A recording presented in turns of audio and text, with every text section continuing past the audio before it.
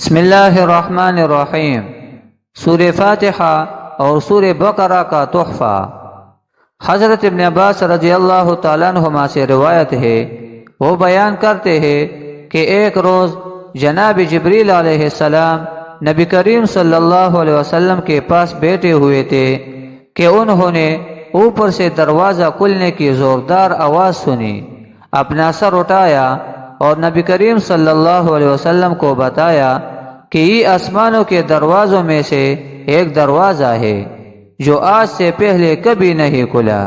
اس سے ایک فرشتہ نازل ہوا ہے جو آج سے پہلے کبھی زمین پر نازل نہیں ہوا۔ اس نے آپ صلی اللہ علیہ وسلم کی خدمت میں سلام عرض کیا ہے اور کہا ہے کہ آپ صلی اللہ علیہ وسلم کو دو نور مبارک ہو۔ آپ صلی اللہ علیہ وسلم سے پہلے یہ نور کسی نبی کو عطا نہیں کیے گئے، وہ یہ ہے سورہ فاتحہ اور سورہ بقرہ کی آخری دو آیات۔ مزید فرمایا کہ جو شخص یہ دو آیات پڑھے گا اسے اس کی مانگی ہوئی چیز ضرور دی جائے گی انشاءاللہ۔